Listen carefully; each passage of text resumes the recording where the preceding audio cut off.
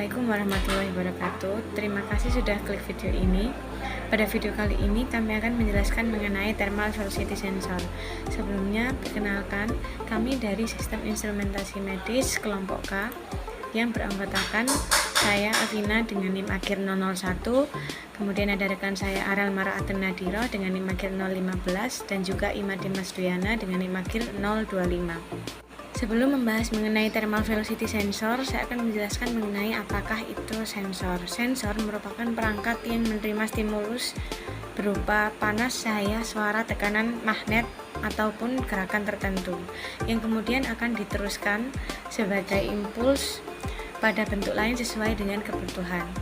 Misalnya saja pada thermal velocity sensor ini yang akan menyadap atau menerima rangsangan berupa perubahan suhu, kemudian akan diubah ke bentuk lainnya.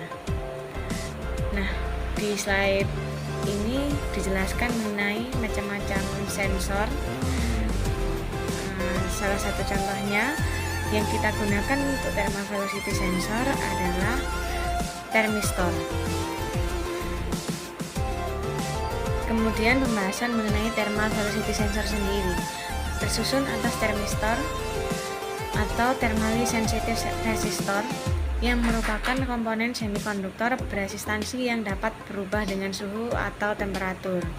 Terdapat dua jenis termistor, yaitu PTC dan juga NTC. PTC merupakan positif temperatur koefisien, sedangkan NTC merupakan negatif temperatur koefisien.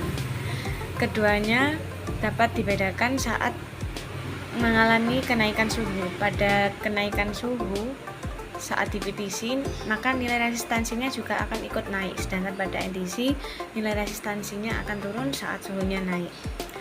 Pada bidang medis yang difungsikan untuk mengukuran aliran dan volume darah dilakukan dengan prinsip pengukuran menggunakan probe antara sensor dan kateter. Di slide kali ini terdapat gambar termistor simbol.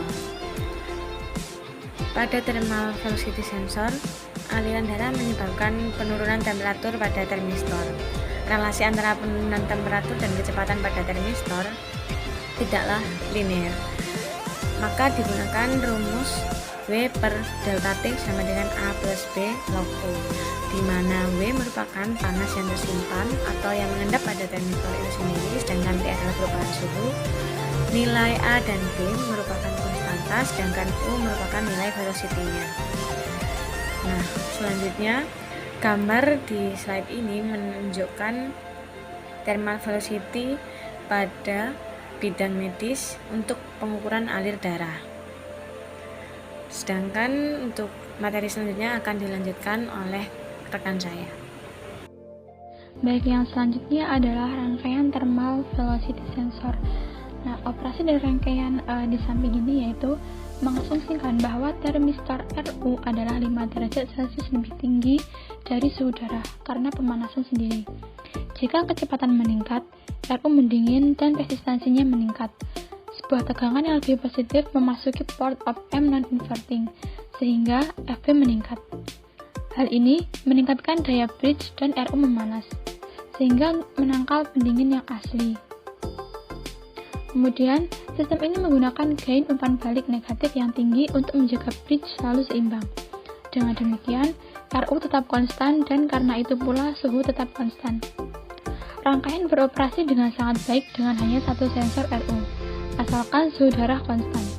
Dengan suhu darah yang bervariasi, termistor suhu kompensasi RT ditambahkan untuk menjaga bridge dalam keadaan seimbang. Jadi, kenaikan dalam suhu sangat kecil. RT harus memiliki koefisien hambatan suhu yang lebih rendah dari RU untuk memastikan bahwa RT adalah sensor suhu, bukan dari kecepatan. Resistansi panas dari RT dapat diturunkan dengan membuatnya dalam ukuran besar, dengan menggunakan heatsink atau dengan menempatkannya dalam probe, sehingga area pendingin yang efektif ini jauh lebih besar. Solusi lain adalah untuk meningkatkan nilai-nilai perlawanan untuk R2 dan RT, sehingga disipasi daya mereka jauh lebih rendah. Selanjutnya, penerapan terdapat pada alat pulse oximeter, di mana pulse oximeter ini digunakan untuk menghitung kepekatan oksigen di dalam darah. Pulse oximeter sendiri pada umumnya dilakukan dalam operasi dan prosedur lain yang melibatkan pemberian obat penenang, misalnya bronkoskopi, dan untuk pengaturan oksigen tambahan. Pulse oximeter sendiri sedang marak digunakan, yaitu pada masa pandemi COVID-19 ini untuk mendeteksi oksigen dari pasien yang terjangkit.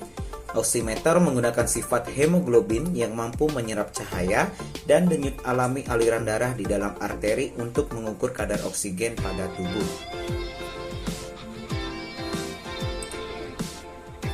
Selanjutnya, prinsip kerja oximetri itu sendiri yaitu oximetri, sebuah alat yang dinamakan probe, memiliki sumber cahaya di mana berfungsi sebagai pendeteksi cahaya dan mikroprosesor yang dapat membandingkan dan menghitung perbedaan hemoglobin yang kaya akan oksigen dengan yang kekurangan oksigen. Di satu sisi, probe mengandung sumber cahaya dengan dua jenis yang berbeda, merah dan inframerah. Kedua jenis cahaya tersebut disebarkan melalui jaringan tubuh menuju pendeteksi cahaya yang terdapat pada sisi lain probe.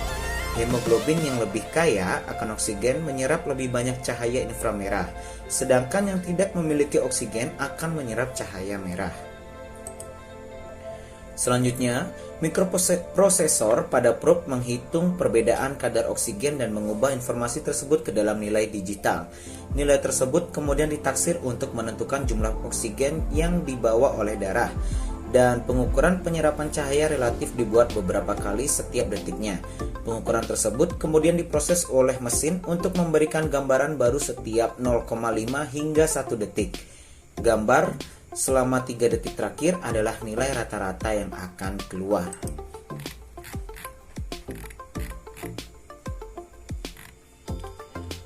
Sekian dari kelompok kami. Terima kasih.